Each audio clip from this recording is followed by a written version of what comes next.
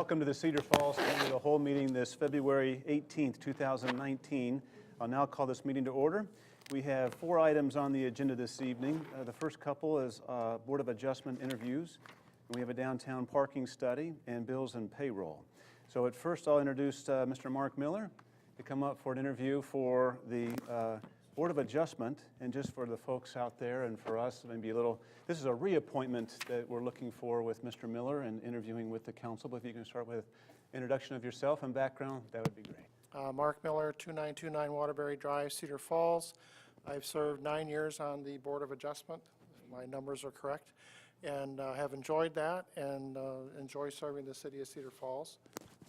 And we'll take any questions if there are any for Board of Adjustment. So. Anything from council from Mr. Miller? That's too easy. Good.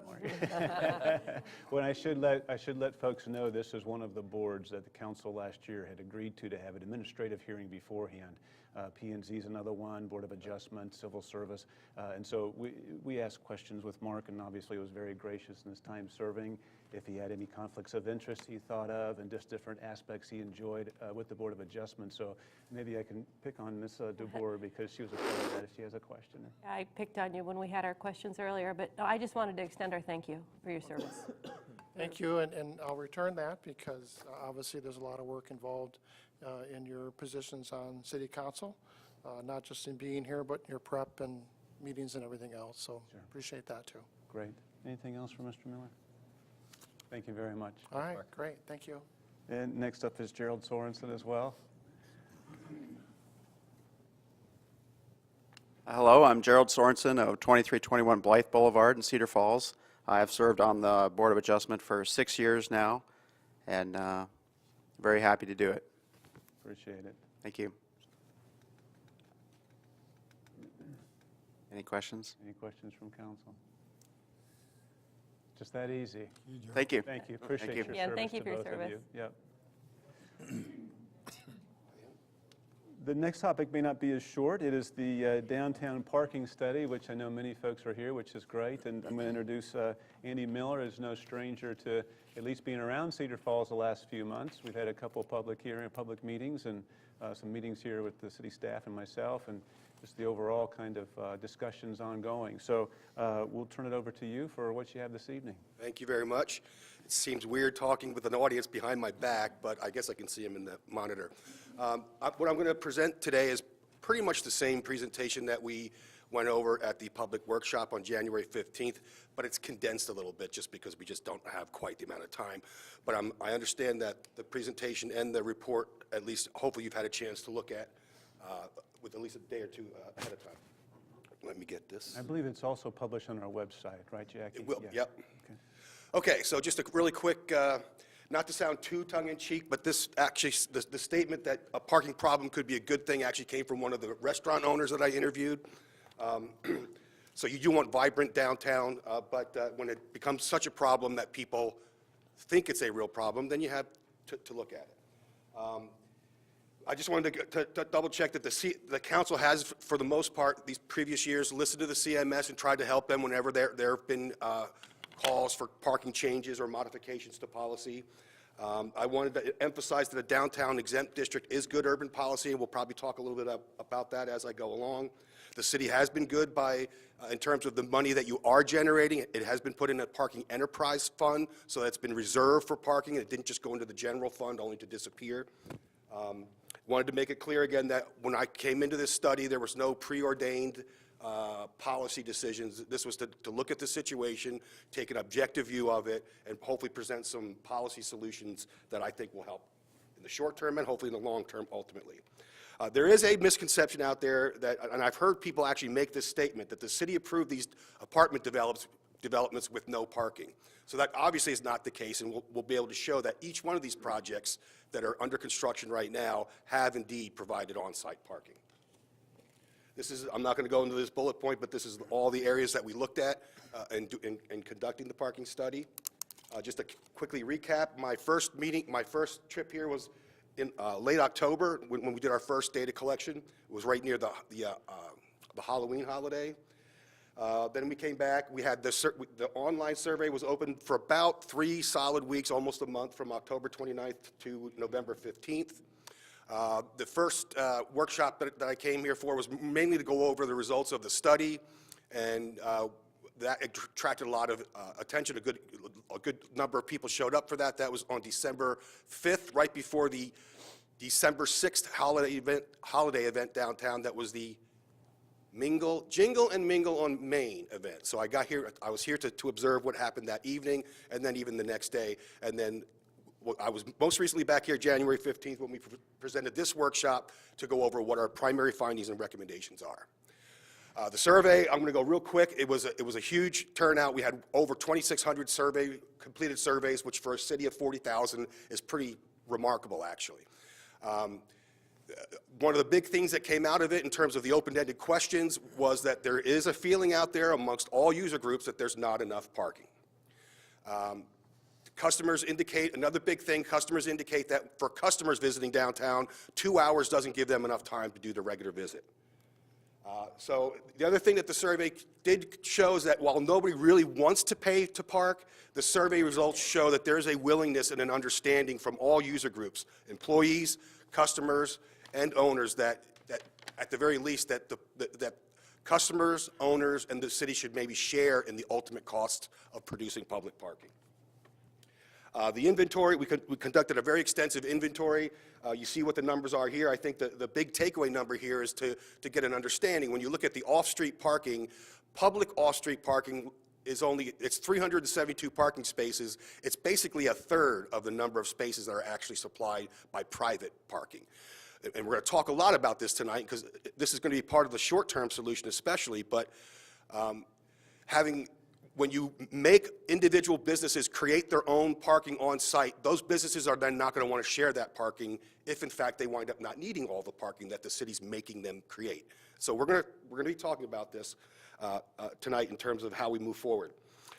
We did a revenue analysis. As you can see, there was a precipitous drop in 2003. And if you look at the reason for that, that's the meters. That reflects when the meters were taken out first downtown, when the streetscape project was done, I understand. And then in 2005, the on-street meters were removed from College Hill. Violations, this is the violation from just downtown parking tickets. The net operating income, the parking system's been operating at about $30,000 net income per year for the past few years. And again, that money all goes into the parking fund to be used only for parking. You can see what the balance of the parking fund is there. In terms of parking enforcement, again, we can see a very dramatic decrease in the number of tickets that have been issued over time. And the past 4 or 5 years have been held pretty steady, but still every year you've been issuing less tickets downtown. I understand that one of the main reasons for that is actually budgetary, that the city tried to cut back on expenses, and so they reduced the number of enforcement hours. And there used to be, I think, at one time 4 positions, and there's now only 2 part-time positions.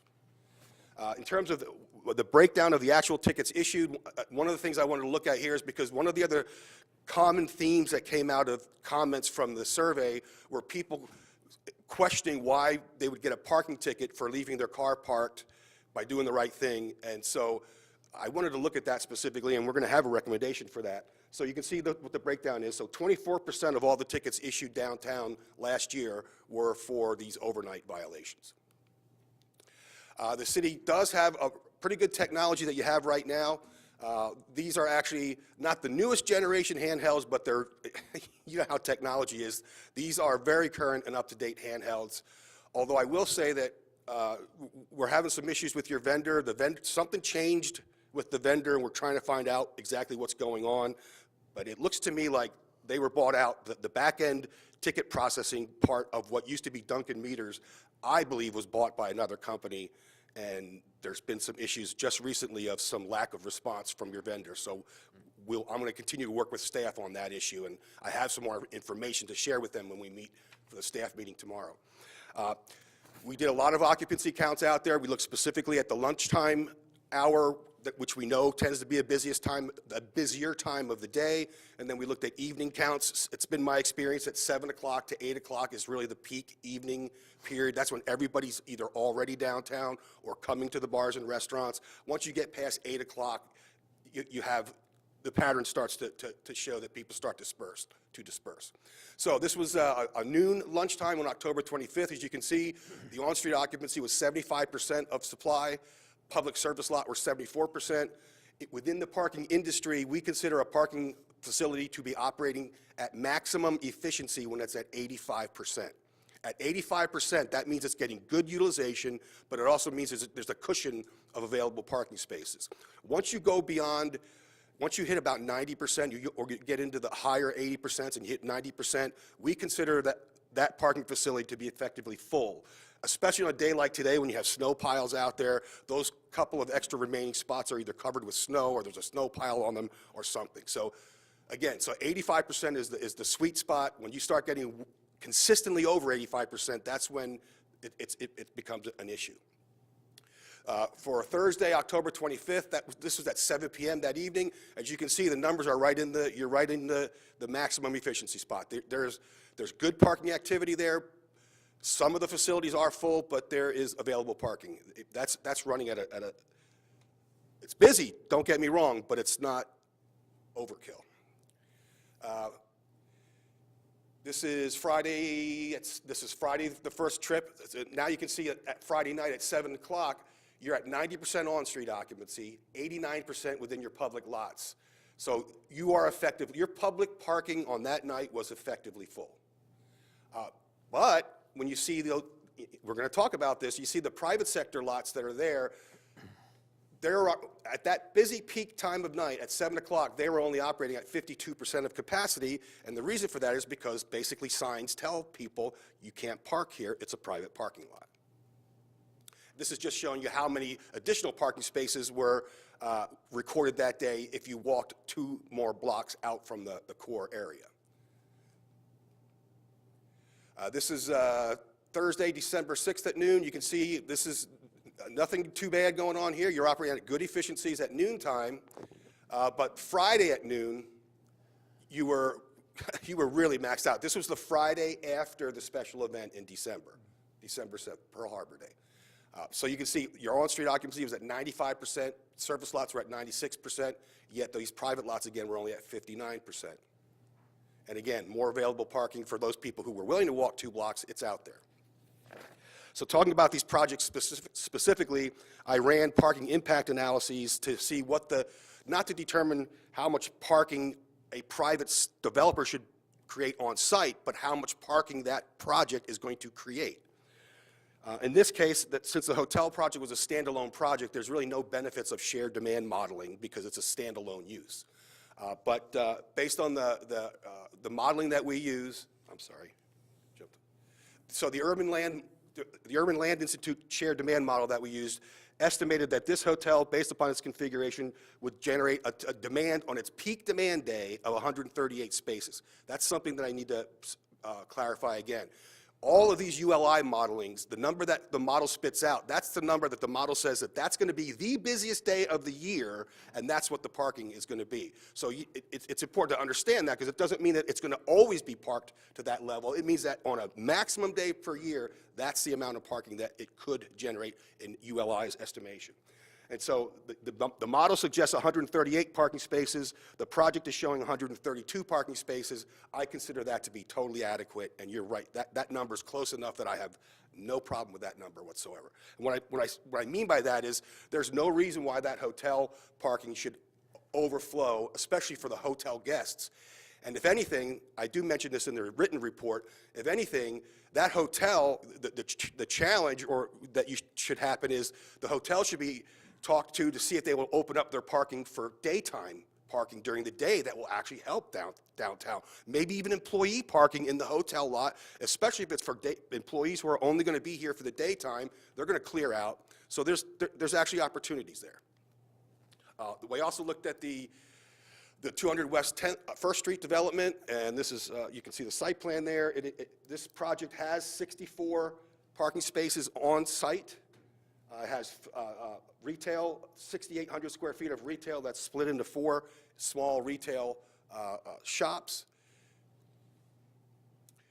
When we plug in the modeling, it comes out to 97 spaces is what the ULI, the Urban Land Institute demand model indicates. When we look at what's there at the project, there's 64 spaces on site, 24 parking spaces on the street immediately around the project site, with a total of 88 parking spaces. Here again, 88's not the 97 number that the ULI model projects out, but I think that 88 parking spaces for this project at its location, specifically downtown, considering that it's on the upper corner of kind of the busier area of downtown, I believe that there's sufficient parking, and that project is not going to result in parking spillover to other blocks, to other areas. We looked at the River Place project in its totality, and I think one of the things that is really one of the major issues right now with why some people are so upset is, as you can see, that parking, a lot of people talk to me about the gravel lot, especially business owners from the 100 block of Main Street, how they all love that gravel lot because they could park there all day, there was no time limit, it was free, and that free, unrestricted parking went away as a result of the River Place development project. But you can even see that old photo, this photo, I don't know exactly when it was taken, but I'm estimating that it was taken in the early summer of 2017. And you can see that, and it was a Saturday morning, we're assuming right about noontime. So the point I want to make is that you can see what the parking activity there is already, that shows you what the parking activity was like on that particular day. I know for a fact that this was a GIS map that was given to us from the city. This shot was taken April 28th at 11:30 a.m. in 2018, so it's very recent. And again, you can just see, it's a Saturday morning, but if you look, you can see that Main Street's pretty much parked up, State Street's pretty much parked up, Lot C's pretty much parked up, but there's wide open parking on 4th Street, in the back lot of River Place, and at the Vulcan pump lot. Again, this just a little bit more detail. I know I'm going through a lot of numbers here, but I just want to show this slide that there is this parking that can serve this area really well. The challenge is to figure out how to unlock it and let the public park there, or employee parking or something, but to get that parking unlocked and open to the public. But again, this confirms why it's bad policy to make every property owner create their own parking on site, because number one, most of the parking ratios out there result in overprescribing parking, and number two, it also again results in, if I have to build parking at my cost, I'm not going to want to share it with other people. I looked at River Place at total full build out from all the information that was given to us, and the important thing I want to show on this slide is that all of the development that will be contained in all of those buildings at River Place, they have enough parking on site and with the street parking in front of them to more than handle their parking demand. The challenge is going to be to keep residents and businesses from those River Place buildings from parking in what I call Lot D, what was the former Lot D. But as you can see in this analysis, I took that in terms of the parking inventory. I did not include Lot D in terms of the parking that's available to this development site. I left that in the realm of public parking and only applied the developer-created parking and, like I said, some of the street parking. But the point is, though, that Lot D is going to have to be protected. That Lot D serves the 100 block of Main Street businesses and merchants, and that parking needs to be available to them and not consumed by River Place tenants or apartment dwellers. The other policy that again, the whole overnight ban came up, so I asked the question, why is it? What streets were it? Does it apply to? These are the streets that currently right now prohibit overnight parking in the downtown. And so we talked about staff, about the idea of maybe just protecting Main Street, because one of the things we heard was that the reason for the policy in the first place, somebody recalled that it was from Main Street businesses who were complaining about overnight bar people leaving their cars parked on the street and then not having parking on Main Street. And so that's why we thought that maybe keeping Main Street protected separately from the other streets probably makes a lot of sense. One thing that we looked at and that we recommend that the city really look at in detail, because I think if you look at every single street downtown, especially on streets where you're not allowing parking, this quick analysis we did, I'm convinced that you can create parallel parking on those 2 blocks of State Street and have more than adequate traffic lanes. 12-foot travel lanes are what's preferred, but 11 feet is accepted by most transportation people these days. And this configuration would allow you to have the angled parking on one side, 11-foot travel lane in each direction, plus the 9-foot parallel parking lane. And by my estimates, just those 2 blocks of State Street alone, I estimate you could create as many as possibly 15 to 17 new parking spaces. It's not a big number, but that's 15 to 17 on-street parking spaces in a very high-demand area. They're very valuable parking spaces. We're not going to talk much at all tonight about the comparable city results because, frankly, one of the results of the comparable city analysis showed that Cedar Falls is really not really quite like any other downtown. We couldn't find another downtown quite like Cedar Falls. The bigger cities both have defined parking programs. Oh, and by the way, we actually included Iowa City and Waterloo originally when we were going to do the analysis, but it was from feedback that I got after the very first workshop from people that said that they didn't feel that those bigger cities were valid comparisons for Cedar Falls, so we changed it to Ottumwa and Marion. And so the problem is neither Ottumwa or Marion have really any kind of defined parking program at all. They also appear not to be experiencing the amount of development pressure that you're experiencing here in Cedar Falls. So I'm not going to talk much more about that other than, but that's the challenge here. You have small town feel, small town mentality, but you're starting to get, with some of this development that's happening now, you're getting into bigger city, more urban issues that you're having to deal with. I just want to talk about the streetscape improvements. It's our understanding that the alley is scheduled for reconstruction this year, 2019, as well as that south section. What you see in yellow is what's streetscape work that's planned for this fiscal year, 2019. It's my understanding that Washington is going to get dealt with in 2020, and I understand that Main Street is going to be a phased approach, and you're going to take it a section at a time. The main reason I want to show that is that for all of these projects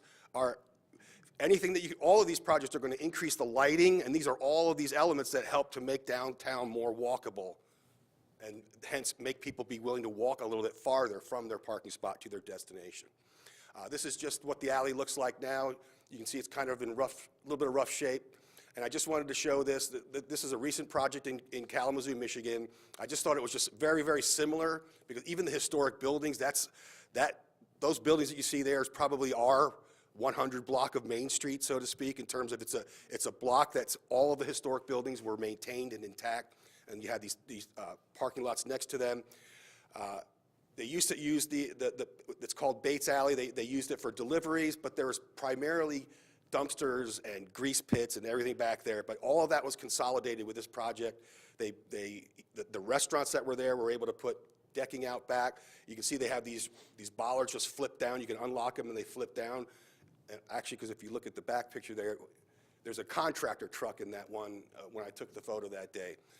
But more importantly, this is what I really like about it. For not a big investment, they put these, I call them Tivoli lights. That may not be the correct term for them, but festival lights, and it really does light up that back alley quite nicely. I can see something like that being not an expensive, cool thing for maybe the 100 block alley on Main Street. Again, we talk about these private lots. These are examples of friendly signs that they still are somewhat prohibitive because your first read is employee only. You have to, and if you're in your car driving by, if you don't already know it, so I do think that the messaging could still be maybe a little bit friendlier, but at least these signs don't say, don't park here or you will get towed. They're not saying that. So, recommendations. Big picture is, I think part of the reason that you're in this situation is because you really don't have parking planning, parking management knowledge and expertise in staff on site. And so I think that's something that needs to be developed. I'm not suggesting that you hire a parking manager per se, but maybe identify a staff person who would be willing to fill that role a little bit and train them a little bit more.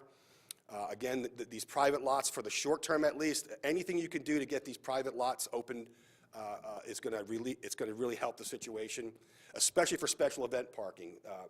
Those perimeter lots really, I think, when I saw the special event, I saw so many people circling, looking for a parking spot, that if that's done in a more managed way, where people are told, if you're coming from this direction of town, park in this lot. If you're coming, so I see a lot of management that could happen for some of these special events.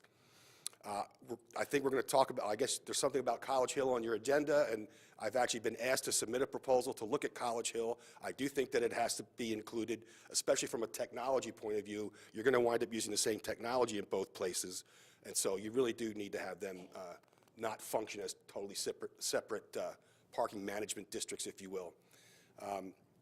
I do believe in a policy committee of some sort, maybe not necessarily a board, but I understand there was a parking and transportation policy, I think, and maybe it was from the CMS, and that it's been kind of not as organized lately, but I have a funny feeling it might get a little bit more activity as this stuff comes out. Invest in new payment technologies in the lots, and I think for some of the signage on, we're recommending that we allow for 3-hour parking. I think it's going to be easier if we just go to the, so that's, image-wise, that's what our general on-street plan is for downtown. Now, I did just have a quick meeting with staff, and I understand that there is the therapy business that we're going to, some of what you see in purple probably won't go to purple, because I put a little bit too broad brush on it. I understand that there is, on that south corner, that there's one business especially that does therapy work that they said they want 2-hour parking, and they don't want employee parking next to their business. So we might fine-tune some of these things, but this is the general plan. And I think one of the key factors of the plan is to create these 15-minute spots that are intended just to pick up and drop off, whether it's for a person or a package or a cup of coffee or whatever. But this it'll get, I think it'll help to get traffic off of Main Street, and people will start to know, if I know that spot's there, I can at least drop my passenger off, and then I can go find my parking spot. This is what we're suggesting for the lots. We are suggesting that the lots do get monetized, but at rates that are still below even the other Iowa cities that we did survey. The rates that I'm recommending are lower than everything that it's in the report, it's not in the presentation here, but the average on-street parking rate per hour of the Iowa cities that we looked at was $1 an hour, but we're suggesting 50 cents an hour with a flat day rate of $3. And then after 5 o'clock, that also switches back over to a flat rate of $3. And permits, no longer issuing these universal permits. From a parking management perspective, you have no idea where these people are parking. They could be parking at a meter on the College Hill or downtown. How do you manage something like that? So the permit plan that I'm suggesting is you change this blanket permit, and you do it on a market-based basis by selling permits for each lot, so you can see what the demand for the parking is. And initially, at least, I'm recommending that you don't sell any more than 20% of the parking as in the form of permit parking, just to make sure that you keep that transient parking open and available. So this is new from the last presentation. These are the specific implementation elements that we're recommending. So I think that one of the first things that needs to be done is to remove the existing meters from the downtown lots. Those old mechanical meters, I didn't do this fine tune of analysis, but I'd be willing to bet you're paying staff more money than you're getting out of those meters. I think I can fairly safely say that. So those meters downtown on the lot should just be pulled. Get rid of the 4-hour time limit. You're going to need to beef up enforcement as part of the plan here. One of the first things we're recommending as soon as the snow gets out of here, to do that on-street analysis to see what kind of on-street parking can be created downtown. Change the time limits as we recommended. I have the thing in parentheses there. You need to make the decision on whether you want to go with a graduated fine program like I recommend, but I do think that that's an effective policy on the enforcement side. You're going to have to, whatever you do, whatever policies you decide on, I can't stress enough the communications piece that's going to be needed. It's going to be, you're going to need to do a well-crafted communications piece, and that's web-based. CMS would help a lot with that. Purchase and install multi-space pay stations. You can see I put 6 to 12 months because you're not going to be able to get those done in 3 months, even if you make that decision tonight. So at 6 months, that's an aggressive schedule to get the pay, to get the pay stations in. And then the streetscape improvements as planned. I'm suggesting that you concurrently with the rollout of the new meters, you offer pay by mobile technology, and that is technology that it does not require any cash outlay. So normally you don't even have to RFP for these things, but that's something that can be adopted very quickly. Whatever machines you wind up picking, I would recommend you do not allow for bill collectors because there's nothing but problems with bills in parking machines. They just don't work. The city's already decided you're going to upgrade your handhelds to go with full wireless connectivity, and we're finding out lately that we need to get a little bit better response from the vendor that you have right now. This is just an example of what the newest pay stations look like. This particular one has a 5-inch, and this is one of the brand new models that are out in the market now. The big thing with this is that they have touch screens now. This is the first electronic meter with a touch screen. They cost about $8,000 to $10,000 installed, but they're totally solar powered. They require no hard wiring at all. They're very durable.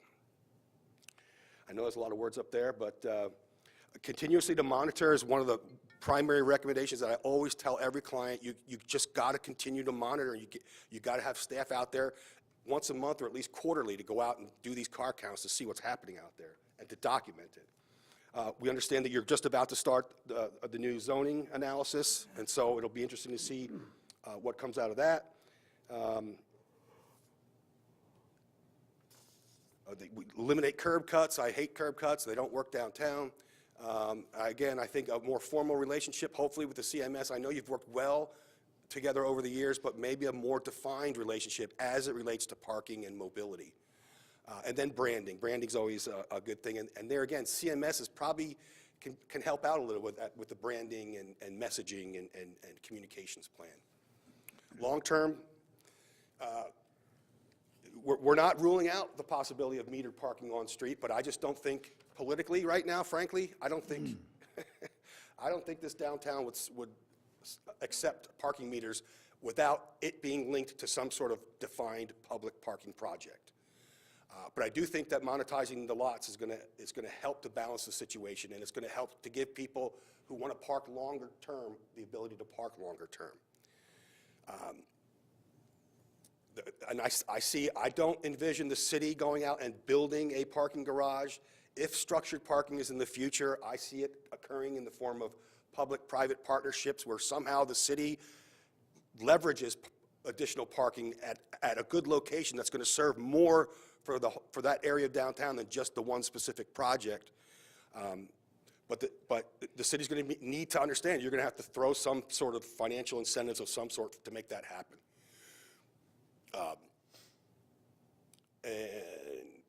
And then continue to pursue more formalized relations. Now, I do understand that one of the developments since I first started the study, I understand that there is one property owner who has a fairly large lot who's communicated with the city, and they're saying that they're negotiating with individual businesses for their business employees, which is great. 'Cause I guess this particular owner didn't want to necessarily open it up, to just anybody. So I understand that that's happening as we speak. So that's obviously a positive outcome. And I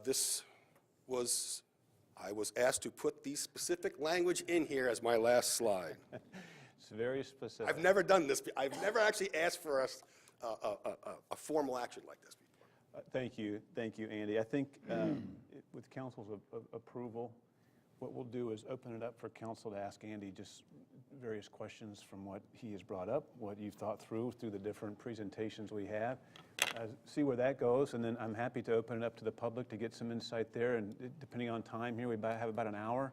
Get input from the public who decided to attend tonight and have different ideas, and then maybe bring that back to council to consider more the formal recommendation from staff. And as I understand, there's still steps that need to come forward from staff in order for council to officially recognize comment on, hear feedback from, and vote on. This is simply the first committee meeting in order to get the ideas out there and different communications going. So with that, I'll open up to council.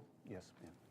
Andy, what is your recommendation for how to tweak that 2-hour, 3-hour throughout for the different businesses to meet their needs? Well, okay, one thing I wanted to be careful about is you need to be careful not to regulate on-street parking to the benefit of individual businesses. So you need to be a little bit careful about that. But it was just brought out to me just when I got into town today that there's that one business down on near 6th Street. Yes. What's the name of it? Agape. That apparently it's 2-hour parking now, and they want it to stay 2-hour for their patients who do have mobility issues, but who maybe don't necessarily have ADA placards. And so that one business asked for an area that I recommended going 24 parking to say, no, they want to keep it 2-hour. I would support something like that. Again, just with the caveat that you just need to be a little bit careful that the streets are public realm. You can't regulate streets that benefit one specific business. You just have to be careful when you go down that route. And I think there was one other little area that Jackie pointed out to me that maybe should not convert. So the devil's always in the details, so there might be some tweaking to what I showed on that map, but that's how I answer your question. Anyone else from council? Mr. Cruz? Andy, on the pages where you outlined River Place, I don't know if you can go back to that easily or not, it's around 35, 36.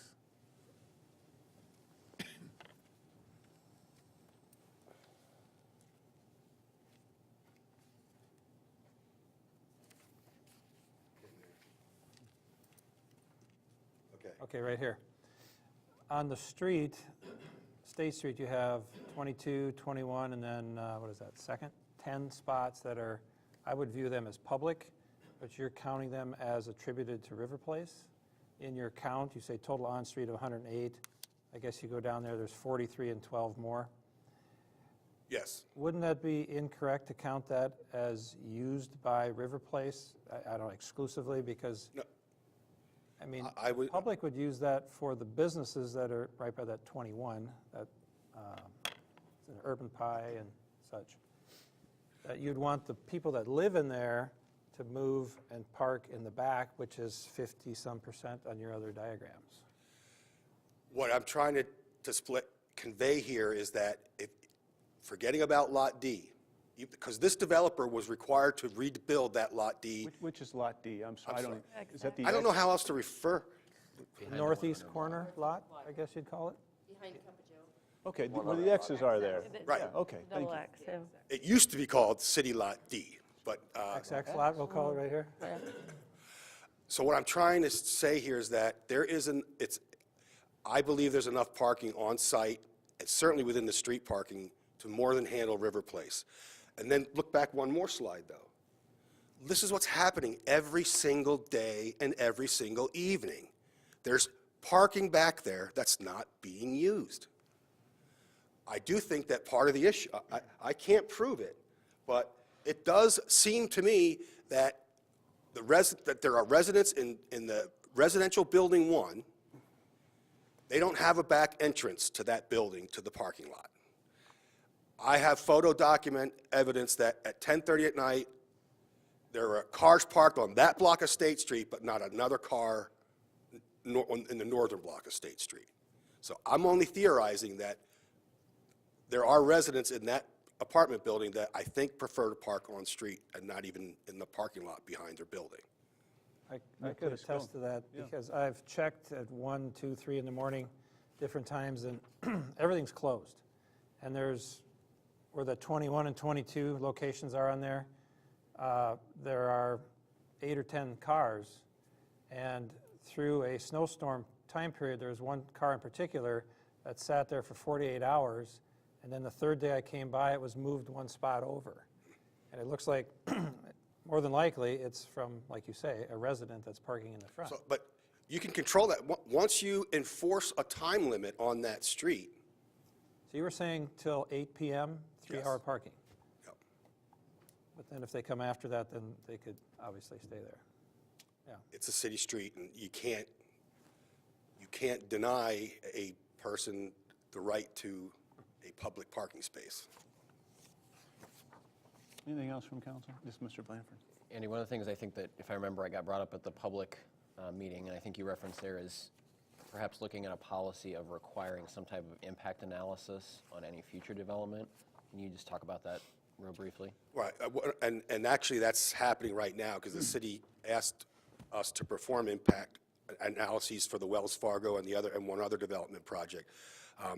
But the point of the parking impact, I had some concern that maybe these projects were only looked at through the lens of your zoning and planning code and not taking a step back to see what is the real impact going to be regardless of what your planning and zoning code. And again, to point out, the planning and zoning code that you have in place right now does not require developers to create parking for commercial businesses, only for residential. So what we're going to do with these parking impact analyses is, instead of saying how much parking that property owner who's the developer necessarily, it's just try to accurately understand what is the real impact going to be on the public parking system of this project if it's approved based upon your zoning codes. And so I'm going to be doing that. I'm actually here. I don't leave until Thursday morning, but that's what I'm doing on this trip especially. I'm going to be focusing specifically on those two parking impact analyses. And I'm just saying, moving forward then, because the city's going to have the shared demand modeling, you know, I'm not just going to hand over a piece of paper. I'm going to give the city staff the actual modeling, and it's really not that difficult to use. So they'll have that tool at their disposal when another project comes in. And you would recommend that on every project regardless of size? No. Or in those specific geographics, if we say downtown and College Hill, any project in that area you would recommend? I would, because they're the two areas that you're having the most pressure and where people have the perceptions of the parking shortages. And so, yes, but not if it's, I would say only within your two overlay districts, probably. Because that's probably the only two areas of the city that you have your parking exempt policy. Is that correct? Yeah. Okay. So there's the connection right there. Thank you. Mr. Miller? I would assume that you got to get creative working with private developers in this type of regard. You've mentioned that numerous times. Take that 200-block MU project. There's no rear entrance. So what are people going to do? They're going to make the easiest route for themselves to get into their apartment or condo or whatever. So that also needs to become part of the conversation during a zoning discussion, or whether a project fits. It seems to me that, human behavior is going to be what it's going to be, and at this point, what do you do there? Well, just even the developer admitted that was their first project. Sure. They admitted that maybe not having rear entrances was not the best design decision that they By all made. means. But the horses left the barn in that project. I don't see any way of retrofitting that building for rear entrances. But I just want to, so what's your I guess my question then is, moving forward, this part of the conversation needs to be happening along with P&Z conversations or whatever the case may be, because we're having this conversation. This needs to be a part of all of the conversation downtown or on College Hill when any new development project comes down, is really fine-tuning and looking into this to say, how are people really going to use this? Well, I think I say it in my executive summary in the report, and the reality is you're relying on the same parking infrastructure that's been in place here for, 40, 50 years, yet you have all this new development activity happening. So it's only it's only natural to assume that you're going to have to take a serious look at your public parking infrastructure to make sure that it's going to be prepared for what's happening now and what you hope to happen in the future. Because it's my understanding that there's still more development interest downtown and up on the hill. If I may, Mayor? Yes, go ahead. One other point I wanted to make, the Bates Alley thing, I think is development continues to happen downtown too. We need to start looking at every inch, every square foot that we've got down there, and something like that. We've got an alley project on CIP. there is some way that we can do something unique like that, I think we're gonna need to start looking at both the front and the back of every building downtown and seeing ways that we can make it more inviting, or work with CMS, and every square foot's beginning to matter, clearly. Well, and don't forget, as council considers zoning and visioning downtown, I think we're all looking for continued development down Washington Street as well. So if you're looking at the front and the back of each building now that's down that way, I think we also need to have that clear vision to work public and private in relation to development down Washington Street, professional office or first floor commercial, whatever the case might be, to look forward that way. As all these conversations come together, I think to Mr. Miller's point a little bit. Well, and that, I pulled it up now, but it's off the screen, but I'm actually proud, I didn't do the actual Bates Alley project, but I did create a facade. We had a facade program in Kalamazoo for many years for the front of buildings, but I created a specific facade improvement grant program for the rear of buildings, and almost every one of the buildings in that block took advantage of the, we used CDBG money, so we actually structured it as a forgiveness loan, not a grant. So the business had to stay there for at least 5 years, and then their loan was forgiven. But that, if you had seen Bates Alley, what that looked like 8 years ago to what it looks like now, it's pretty amazing. Mr. Blanford. Andy, can you give us, and I don't know if it's possible, but based on your 3-month to 12-month recommendations, if we were to implement those, can you give us an estimate of what kind of latitude does that give us? So that'll provide us with 2 years worth of capacity. Is there any way to quantify that at all? I don't know that I could put myself on the spot like that, but kind of throwing that in reverse at you, even if my study said that you have a shortage of parking and you need to build more parking, if it did say that, even if you made that decision now and made a decision to build structured parking, it's still going to be almost 2 years before that garage is going to park a car. So whatever you can do in the short term and the midterm is going to help. But I guess if this answers your question, if you can get some sort of more formalized agreement that frees up those private lots for customers in the evening, then I think that can go a long, long way to give you more time to figure out how you're going to increase the supply, and until that project presents itself, that you can partner with a developer to do it. Thank you. Mr. Whelan? Thank you. Just to play on what you've been talking about, this shared parking you put in the long term, why not the medium term or short term? What are the issues that you're seeing that drives that further out rather than closer in? Because those lots exist. If we can get an agreement, like if you owned a lot and I said, let's come in and share the cost of maintaining it, and we won't use it when your employees are there, what's causing that to go way out to the long term? No, it's not. That's my first short-term recommendation. Oh, okay, I misread that. No, that's. Andy, I think, just to clarify that, I think. Oh, it was It says- included as a long-term, ongoing Right. thing, is what I said. And yeah. Okay, And that's where the I saw it. caption says long-term/ongoing, because we didn't know, Dave, how soon some of those could work out, so I think it's just an ongoing. Yeah, that's a maximum benefit with a minimum dollar investment. It's the low-hanging fruit. Go after that first. Yep. But you touched on it, though. The private sector people are hesitant because they don't want to have to clean up the mess in the morning, and they don't want to have to worry about liability. So if you can solve those two little things, then you have a much better chance of getting those. Those that appear to me to be very solvable very quickly. Mr. Cruz?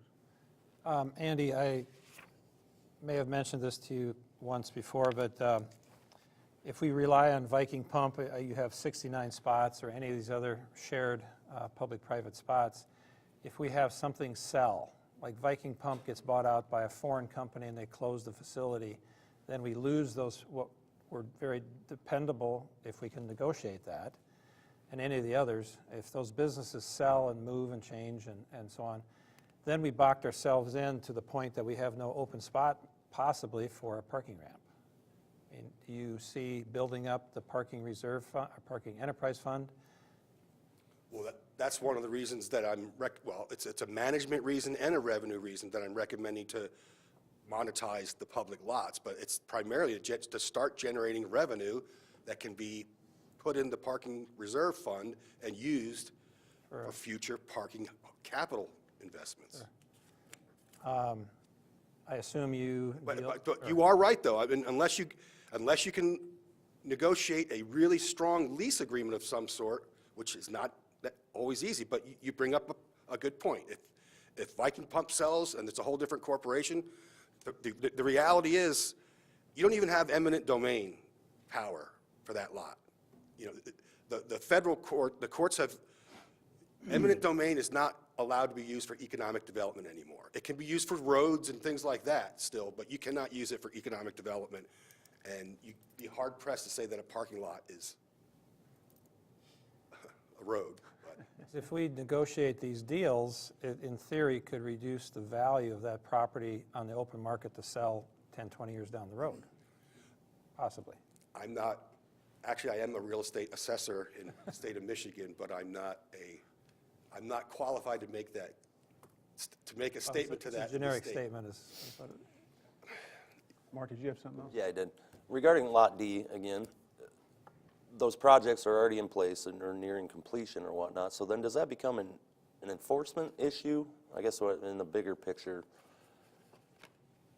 as those, you know, you had noted that River Place has enough capacity to take care or with on-street and whatnot. How do you make sure that that lot is specifically for those business owners down there? Well, I don't know if the logic makes sense to everybody, but first of all, by monetizing that lot, you're certainly going to prevent the apartment dwellers from wanting to park in that spot. But it is ultimately it's enforcement. It's even going to be interesting to see how the River Place enforces its parking for those 41 spaces that are contiguous to, I still call it Lot D, because the city's not going to issue citations for somebody who's violating a private lot, because I mean you're opening up Pandora's box if that. So in the future then, does that become an agreement that is part of a development agreement, is in theory the best way to handle that? Yeah, I mean, moving forward, you know, hindsight's always 20/20, but moving forward, the development, and I don't envision even, because of your lack of parking management infrastructure, I don't really see the city owning a parking structure. I would see it more along the lines of leveraging additional parking through a development agreement. And then the control that I would have is you would then place controls in that development agreement, like what times of the day these lots will be open to the public. And then the other thing is putting some level of price control so that they can't gouge. So, and that's easy enough. You just put, you know, they can charge rates that are no higher than the average rates of, you know, other Iowa cities. It could be as simple as that. But yes, and moving forward, I see a key to solving the long-term piece of this puzzle is entering into development agreements that think more about parking and public parking and what you can do to leverage public parking out of these development projects as they present themselves. And the other thing too is that way even then the supply even follows the demand a little bit more, and that way you're not plopping one parking structure down on a site that you know, just erase this whole issue of the perception of not enough parking. Frank, did you have something? I know this is all about parking, the discussion is all about parking tonight, but some of your presentation that I was most attracted to is the design of Bates Alley and some of the other accessing, it's not just having a place to park, but accessing that parking spot and feeling comfortable going from there to the business and back. And so this is more for staff, and I hope council in the future, as I know there's a 3 or 4 year plan to rebuild some of the streets downtown. I hope that we don't minimize, I don't want to just rebuild a street and pour concrete and then call it, well, it's a rebuilt street. I think we need to think in terms of how will this add to the perception that we're in one big happy downtown, and it really doesn't matter if I have to walk a block and a half, because it's a pleasant, safe feeling walk from one place to another. So I know as projects come to us, we're always not wanting to overspend, and I don't want to overspend, but I think sometimes an investment in the quality of that is as important as saving a few bucks and then still having what we already had. You said the two words, there's two different words between spending and investing, and I totally agree with what you just said. Anything else from council? Sue? Just a quick question. On the lots that you were talking about monetizing, and you said something about 20 to 30% of the tickets you'd get a permit for, and then you get this machine. Now, does this machine, you put your debit card in and it gives you a sticker or something you put in your car, or how does it work? The technology out there now is everything's license plate, or at least the industry is going to license plate-based technology. So you pay with by punching in your license plate number is what's the credential. And what's nice about the newer technology is even with the permit programs, the days of having a hang tag or a sticker or something like that are over. You don't need those anymore. The permit is electronic permitting. It's based also on the license plate. And there's vendors out there that's so simple, so that if I live in a residential parking permit zone, and if I know I'm having a guest, I can just go online, log in my guest's license plate number, so then they have their permit for, if they're going to be visiting you for a day or two, then they won't get a ticket for parking in your residential zone. Likewise, even for the monthly permit parking, you're just getting rid of the hang tags. It just eliminates the paper trail. You can imagine having to order those hang tags or whatever it is. So it really offers a lot of benefits there. And then you will be able, with these machines, you'll be able to pay with your smartphone or with a credit card or with coins still. So does the enforcement person just scan every license plate that's in the lot? That's what we're trying to get out of your vendor. Yeah, the short answer is yes. And this is the newest technology now. Handheld LPR is what's just now hitting the market. So what used to happen is the enforcement person would have to start putting the plate number in, and then if that plate was already paid in the system, then it would probably populate. But this way, with the new technology, right there it is. Denny. Magic. Magic. We have a Denny. So the newer ones, literally, you can snap a photo of the plate, and it will capture digitally that plate, and it'll tell you whether it's a permit or whether they paid, or if they didn't pay, then you issue the ticket. And so even to the point where I even modified my policy recommendation, because when I first came here, I was going to suggest vehicle-based LPR. But I'm now saying, and the technology conference is 3 weeks away. I'm going to a technology conference to look at this stuff, but it looks really promising. So then the 20 to 30% would be permit holders for, say, residents that live upstairs. No, what I'm saying is, so if a lot has 100 spaces in it, don't sell any more than 20 permits for that lot until things settle down, until you know what the demand pattern really is.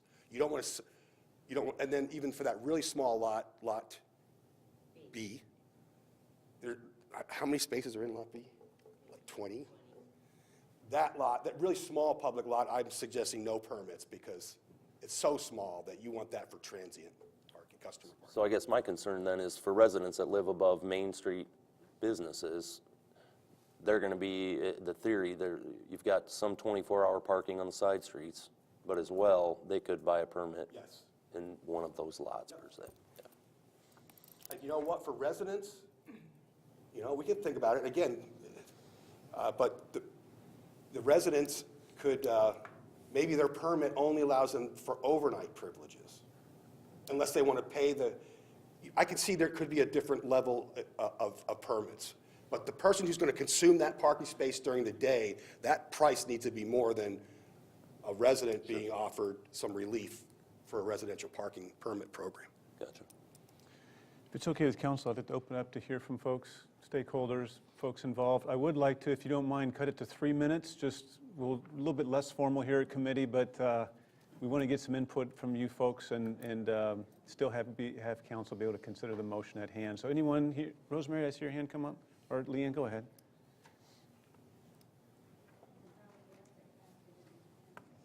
Take your time. You want name and address and all this stuff? Sure. Okay, Rosemary Beach, Sage Road, 5018, Cedar Falls, Iowa. And I was just told this has been talked about at other meetings, but I haven't heard it tonight, is handicapped parking.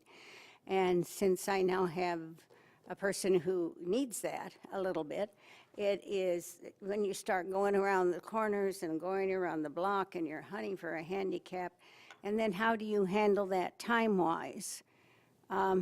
Takes longer for handicapped people to get wherever they're going if they have to park another block away. So I'm just curious because we're an aging community, so Great question. thank you. Andy, do we cover that, or I don't know if I remember hearing anything? First of all, the industry now does not recognize the term handicap. It's accessible or ADA parking, and I'm constantly trying to train myself not to use the word handicap anymore, because it's not considered handicapping by its definition is to pull somebody down, to weight something down, and that's not what we want to do here. But there was a federal policy that was supposed to take place this past year called PROAG, Public Rights of Way Accessibility Guidelines. Well, they are guidelines right now, but they were supposed to become regulations this past year.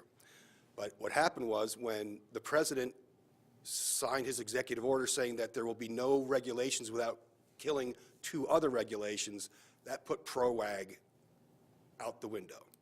But what PROAG, it's hard even to say it, but what it was going to mandate was, right now cities are not required to have on-street ADA parking. PROAG was going to make cities have to have on-street ADA spaces at a ratio of 1 space per 50 parking spaces of the block face, the total block face. It also included regulations on physical design of these spaces between parallel spaces and angled spaces on street. It's a lot easier to achieve an ADA design with an angled space on street than with a parallel space, because it's almost impossible with parallel parking. So I will say this, in some of your older lots,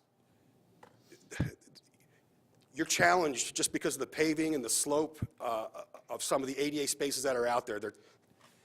They're not necessarily compliant. However, you don't have to make them compliant unless you rebuild or resurface or alter that facility. So what I would say is, as this street stuff is getting done, I think you should specifically be looking at ADA spaces and locating them where PROAG would suggest that you locate them.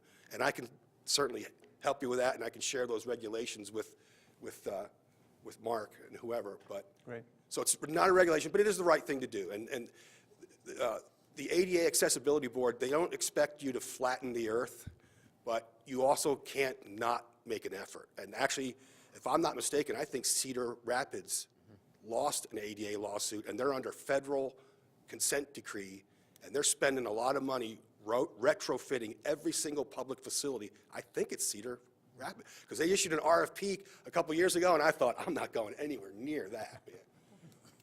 Thank you. I think we had Ms. Saul. Did you want to come up? Leanne Saul, 1825 West Green Hill Road, Cedar Falls, and I have 2 questions, if you don't mind. One is, I know that we're looking to continue to develop downtown Cedar Falls for business. So my question is, and I believe you had some statistics about how many people drive down here to work, how many walk, and how many ride, and how many use mass transit. Can you share those with us? Because it'll make a difference if we start building for office space 2 or 3, 4 stories high and bringing those people down. Thank you. Thank you.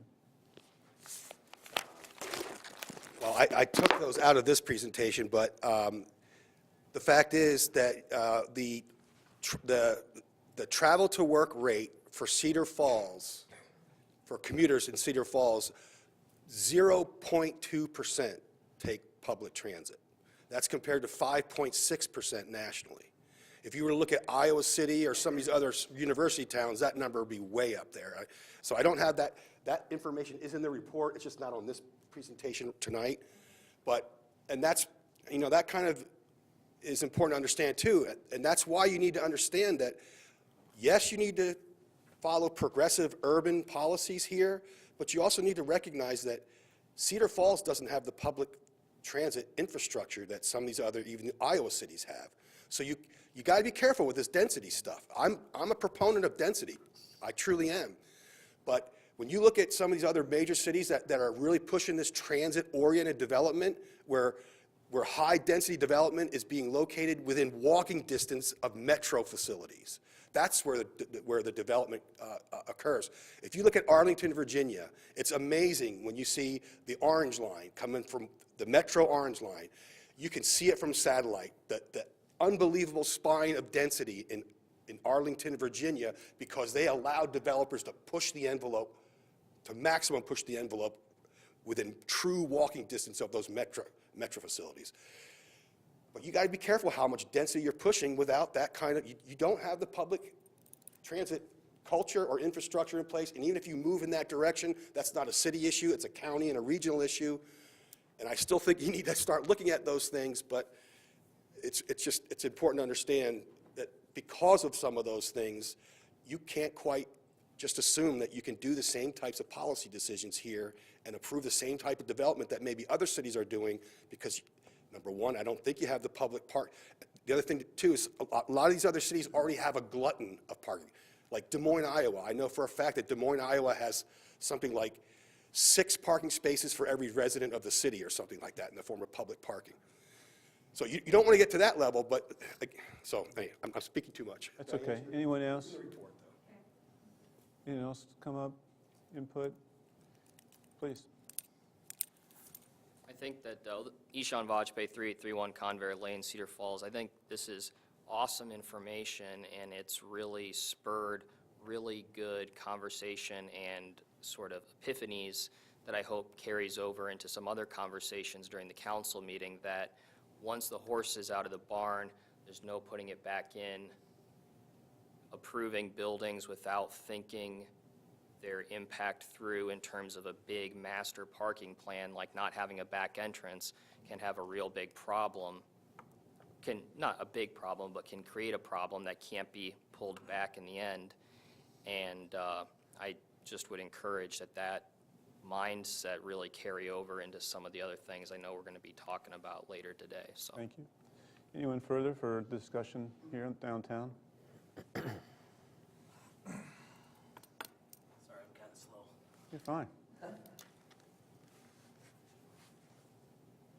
Ivan Wieland, 2216 West 3rd, Cedar Falls. Something you left out from the last meeting that we had was that we have an overglut of bars and restaurants, is what you said. That was I one. don't think I said that term, but you are heavily. You did say that term, and I'm not here to attack you at all. I love the things that you've said, and he did say that before. Mr. So you Wieland. must have heard that. Ivan, Yes, just talk yes. this way. And we can Okay, go yeah, from there. anyway, I didn't mean to attack the man. I love his study, and I love everything he says. Is there anything we can do, and thank goodness we haven't had it so far, or I might not be standing here, but is there any sort of ability by the city to limit possible more liquor licenses, or to stop the amount of restaurants and bars that are coming? And I'll tell you what, when back in 1990, the late 1990s, when Darren came down and everything else, I was welcoming all this. This was wonderful. I'm not against it. But is that something that's even available? Is there any way, I mean, it's free enterprise. I don't, you know. Mr. Rogers, Is that this something we've ever illegal? considered at all? Let's let him answer here real quick, at least off the cuff. We have to be very, very careful about picking winners and losers from I agree. protection and Commerce Clause considerations. Okay. It's just something I was just bringing up. I mean, I don't want to ruin anybody else's dream or anything like that, but we are oversaturated was actually your term. Oversaturated, and just was curious, that's all. Anyway, I thank you all very much for all the hard work you do, and I love my town. Thank you. Appreciate it. Anyone further this evening? Yes, Deb? Okay. Hi, Deb Eel, 4219 East Park Road. I'm an owner of Agape Therapy. We're starting our 34th year downtown. This is pretty important to us because if parking changes in some of these ways, we won't be able to be downtown any longer. We spoke with the city engineer, et cetera, back in 2015, and he was kind enough to speak with us. At that point, he changed the parking on 6th between Washington and Clay Street to 2-hour parking. In fact, Brian Heath had mentioned that it was supposed to have been that already a long time ago and just had never been posted. So they finally actually put the sign up. So I don't know that you actually did anything then. It's just that it was posted then for being 2-hour. And we've appreciated that. It's taken strain off, and it's not exclusive to us. It's not marked Agape parking. It's public parking, but it's made a difference in allowing us to stay downtown. One thing about using the private sector parking, that doesn't really help us during the daytime because we need parking during the daytime and not after the other businesses close. You did mention there's some south side of 6th Street parking as a possibility. Is that true? That's what I'm recommending. There's no parking allowed now. I think the street's wide enough that you could get parallel. And that would be 24-hour or unlimited parking? I'd have to look at the... It right shows now, purple on there.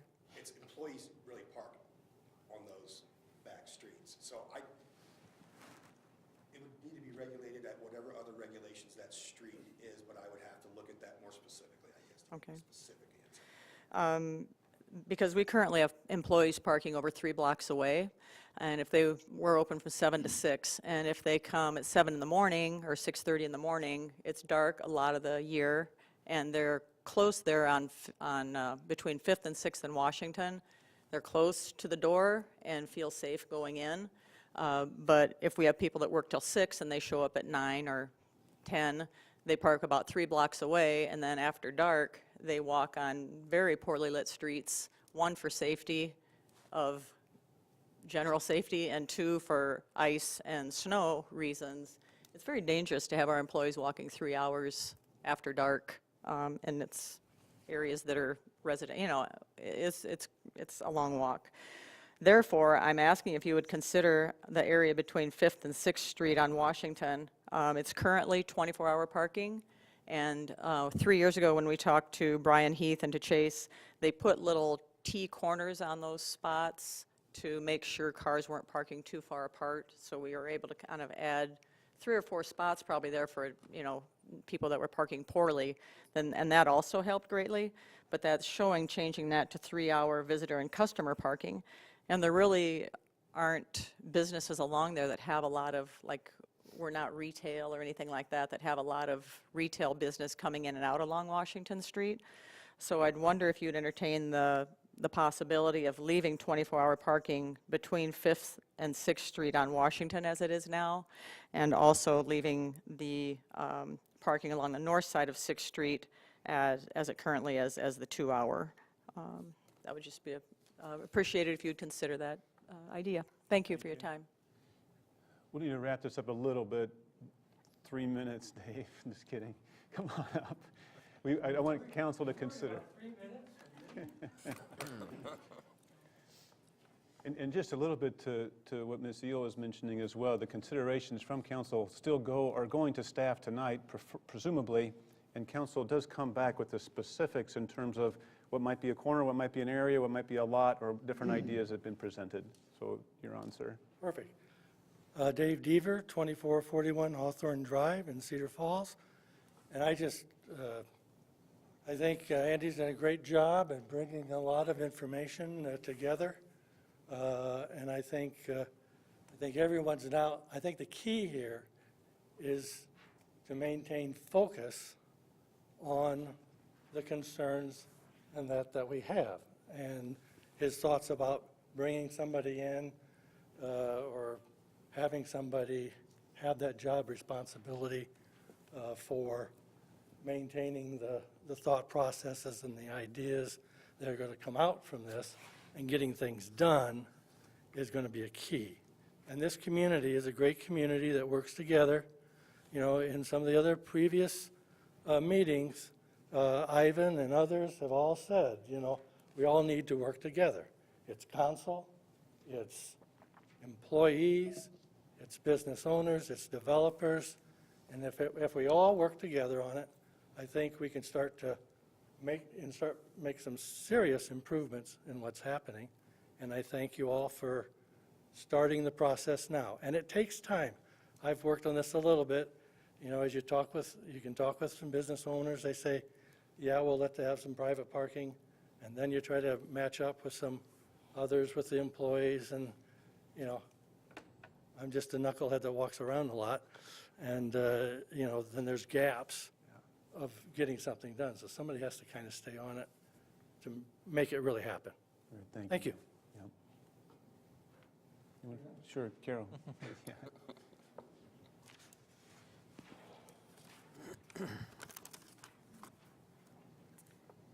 I promise I will be less than 3 minutes. How's that? A couple things. To preface before I get started, though, Community Main Street has taken some action steps towards developing a couple of committees or redeveloping our committees, one working on marketing and promoting and talking about positive things and sharing initiatives that are going to be happening. So we've got that group together and ready to get rolling. And we also have another group that's going to be working on some tactical things along with the City of Cedar Falls. So we do have some things that we're going just already, even before you hopefully take a look at some of these things. But just to step back, I want to thank you for the opportunity to comment today. Since July 2012, when significant construction projects in the downtown district were announced, members of the Downtown Committee recognized the positive impact that these projects would bring to the district, and we welcomed the news. Community Main Street soon recognized that along with the growth, there would be challenges to face, including parking availability. Although not part of the city's actual parking inventory, the lots along State Street were frequently used and used for downtown patrons. After sharing concerns and submitting a request to council and staff to jointly fund a professional study at that time, it was determined to be more cost-effective to do this study internally. At the direction of City Council, members of city staff were asked to work with representatives of Community Main Street to research parking trends and to develop a set of recommendations to improve downtown parking. The result of the task force was the 2015 parking study, a year-long assessment of parking conditions in the district. Following the report results, Community Main Street volunteers and staff spent 2 years actively addressing those short-term priorities and identified in the report. Fast forward to late 2018, and the downtown development projects are still going strong, with more on the horizon. One of the strengths of our downtown community is the business mix. The balance of retail, nightlife, dining, office service, and residential makes our downtown a destination and a community asset. Convenient parking is of utmost importance to the retail and restaurant sectors specifically. Currently, the current professional study done, parking study done, has provided an updated set of recommendations, and we are extremely grateful for those. Community Main Street continues to support economic development projects within the district, but also realizes the current and future success of the business district is directly related to the willingness and ability of patrons to frequent downtown establishments. Parking is a major component of the equation, for without adequate parking availability, there cannot be sufficient number of patrons to allow the success of our downtown businesses, both new and existing. And we all know that the successful downtown businesses are what drive our property values and consequently property taxes.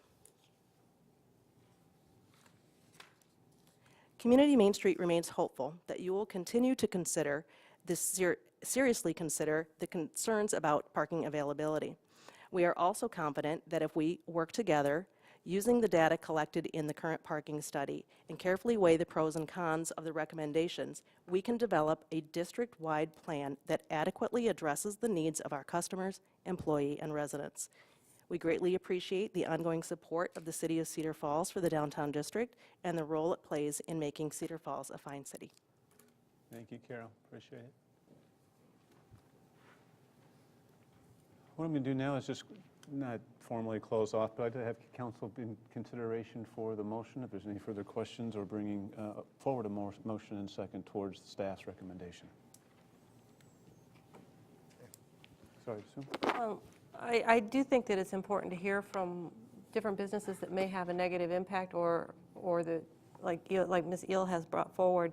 What is our plan for being able to hear their concerns to tweak this to meet the needs of, like I know we made changes at the post office and at Agape a couple of years ago. I don't want to undo the success that we've done with those areas. And what is our plan for accommodating them? I'll turn to the staff in terms of what sections we plan on bringing forward and the process to doing so. One of the things that, you know, assuming that council tonight directed us to proceed ahead with these recommendations, one of the things that we would do is a lot of those street times and that are actually in our ordinances. So we'd have to bring those ordinances back, draft those, bring them back, and through that process is, you know, where we would have that 3 readings of the ordinances, and then through that process, if we hear from people concerns, we can sure do that. So again, the assurance of directing us to proceed ahead doesn't mean that we're not going to hear any of that. When we do the ordinances, we can sure, you know, look at those, examine those, determine what, you know, works.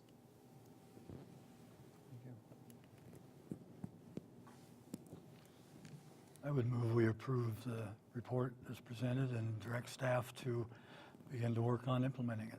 Second. Motion and second. Any further final discussion from council? All those in favor say aye. Aye. Opposed, nay. Motion carries. Thank you very much for the conversation from everyone here in council and from staff. Last item this evening, is there a motion for bills and payroll? So moved. Second. Motion second. All in favor say aye. Aye. Opposed, nay. Motion carries. This concludes this evening's committee of the whole. We'll wait to the top of the hour for the regular city council meeting. Thank you.